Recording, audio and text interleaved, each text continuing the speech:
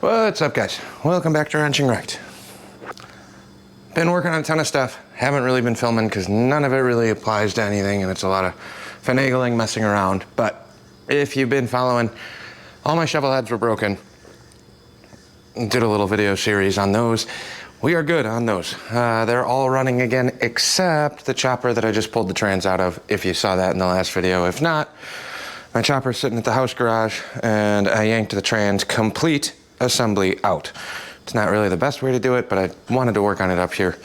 So whatever small bits and, you know, the lock rings and the clips and stuff, makes more sense to get this up here and get this rolling. And all my clutch tools and stuff are up here. So pulling the clutch hub and things like that are gonna be much easier. So that's what we're gonna be working on today. That's gross, covered in oil. I just wanna pop the lid off and see roughly what's going on, and then I'll pull the pig nose off. Probably put all of this stuff in a box, run it over to the powder shop, because that's where my parts washer is. I don't have one up here for whatever reason. Well, I know why, because I don't wanna spend any more money right now, but we use the parts washer all the time at the powder coating shop to degrease stuff before it goes into blasting. So really, I should just bring this over and clean the outside. It would make my life a lot easier before we tear into that, but I'm on a limited schedule today. Anyways, ironhead chopper. So I worked on a couple things on this off camera, not much. I'm trying to document pretty much all the stuff that I'm doing on here. The only thing that I really did was, one, we got pipes. Little up sweeps. I tacked up one bung on here. I'll show you this. It's not fully welded, so we'll do the rest of that later. But I got one bung tacked up on the frame there. Now, I was going back and forth on this for quite a while trying to figure out what I wanted to do with these pipes. I wonder if I can set you guys down here and give you a better visual. Yeah, okay. So these pipes, I got clamps on up top. They're still kind of loose and they're gonna pivot quite a bit, but I wanted to line them up on the head. This is pretty much how they're sitting. This front pipe, if I put it here, I got about a 1/4 inch gap off the cylinder. This wants to sit there on the head. That's pretty much flush and bottomed out with the head right there, which puts the bracket there. Now, that's about 1 inch under the tack that I welded up. I'm really having a hard time on this because I really like having the bung welded to the frame like I just showed you. When you mount it up, it's so much cleaner instead of having tabs welded up and coming off the frame, which will work just fine. I just think they're kind of ugly. But if I put that one on there, we got about a 1/16 of an inch gap from this being flush mounted at the bottom of the head. These are tight, but not like true tight. I like the way that this sits. I think it lands right at the sissy bar. Okay. I mean, just a 1/4 inch past the sissy bar. I really like the way that this sits on that high up sweep. The only problem is I'm not gonna have evenness coming up, which to me, if you've seen my shovel head chopper, I think I got one that goes like this and one that comes up like this. I don't think it matters. Depending on this one, I still need to figure out the rear mount for this. There's a tab right here in the wrapper that would actually land pretty good right there. I will have one tab coming up off the frame for this rear exhaust bracket, and then we'll have to make something down here for the bottom one, because it'll have one mount here, one back here. That'll tighten this up and lock everything in place. I like the lines of this. It's not an exact follow along the lower frame rail, but if anything, I want it higher. Now, I can also kick this up higher, but then I'm running into master cylinder clearance here because the master's gonna sit here. I don't like having a pipe resting on the bottom of the master cylinder, so ideally, this would be put up. I'm also looking at the head up here. This is exactly where I want this head flange to mount up, and that lands me right on top of that sissy bar. But if we pull it in a little bit and then weld the bracket off the frame,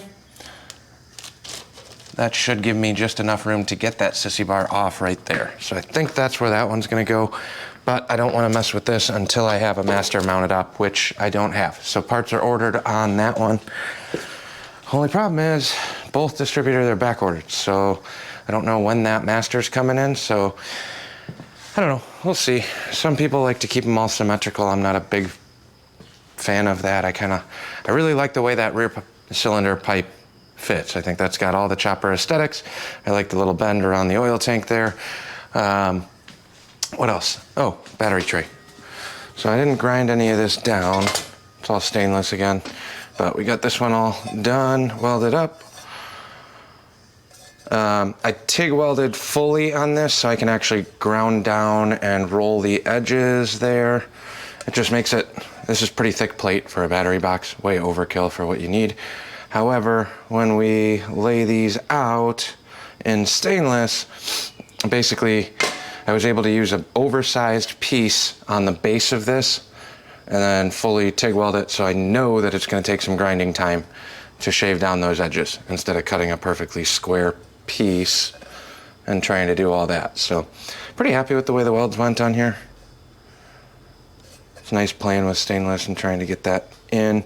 Fusion welding obviously is going to give you the nice cleaner ones when it's just metal to metal without any filler, like those. Come on, focus, focus. Like that center section there was just fusion welded. This lower section here is fusion welded. And then any spots where it kind of tweaked or distorted at all is where the filler went in, so it's a little bit bulkier, but grinding down TIG welds compared to like a big MIG globber makes all the difference in the world. So it's almost a perfect fit. That'll sit nice and low, and then I can figure out if I want to do a cap or not. We'll see. If not, I can just do a strap across the top, and that is good to go. I got some foam to jam in the whatever side that lands on, or you can run this into a breaker and wedge a breaker in there or something. We'll see what we want to do when we get to that one, but we got a nice little battery tray on the side profile that's pretty much about as good as it gets. This guy will come over here. I don't know if this will fit with that too long of a fender bolt.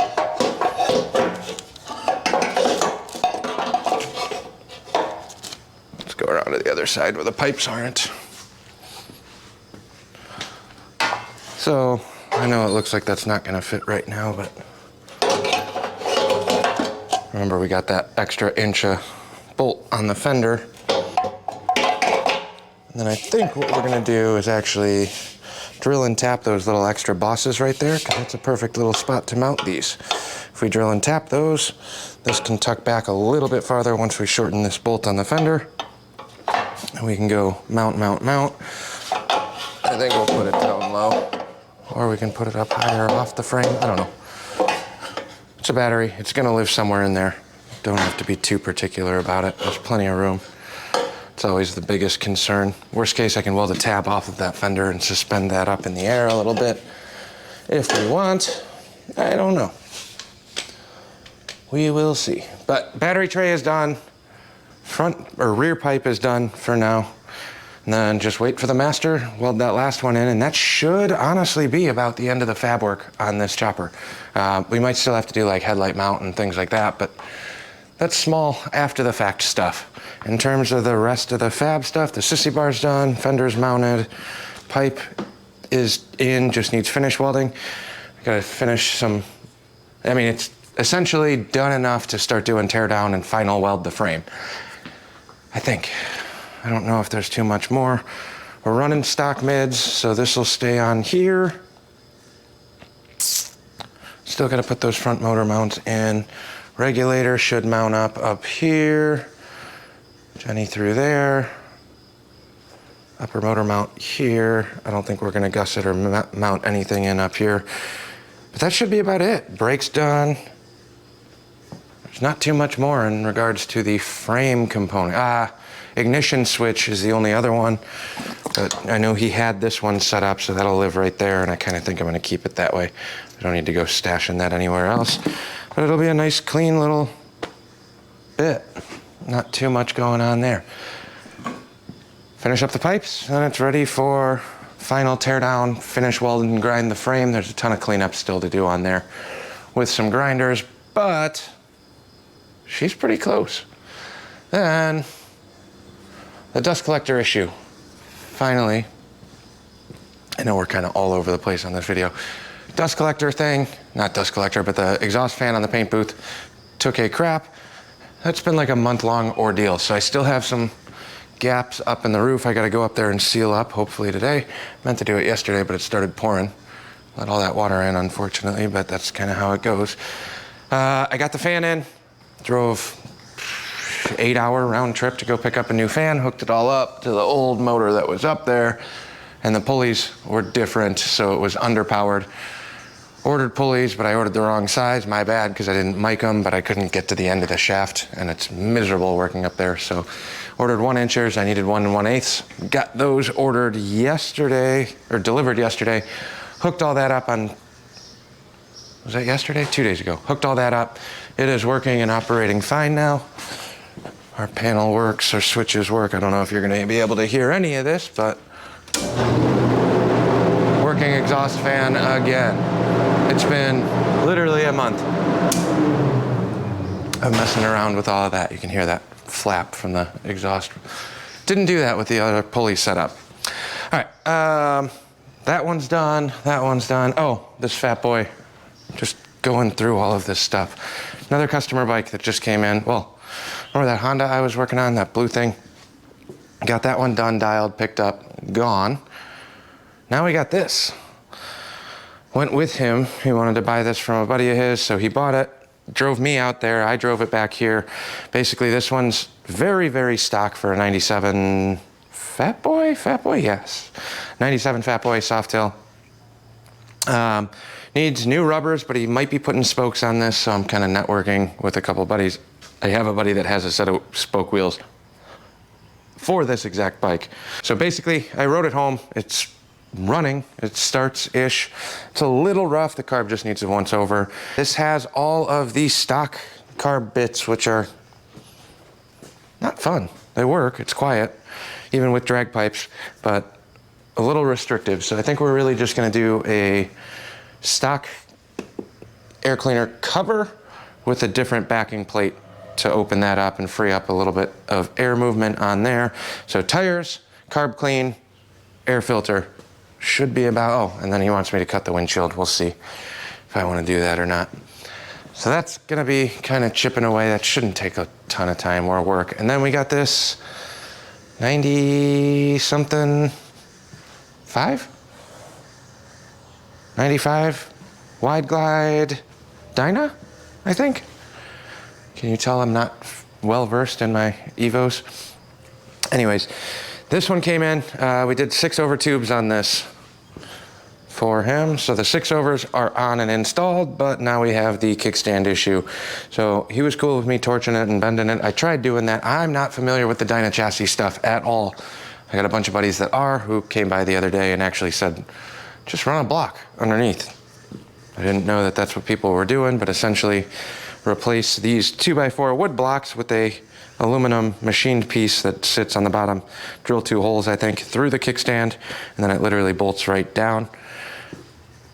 Seems to work a little bit better, because when you torch and bend these, it ends up kicking that, well, it ends up pushing that kickstand way underneath the primary, where you can't get to it at all with your foot. So I got extension for the tab on there and the blocks on the way. I'm hoping they'll be here tomorrow so I can finish this one up and get that out of here. So this got new fork bushings, upper and lower. With the stock front end, it did not have upper bushings in those forks at all.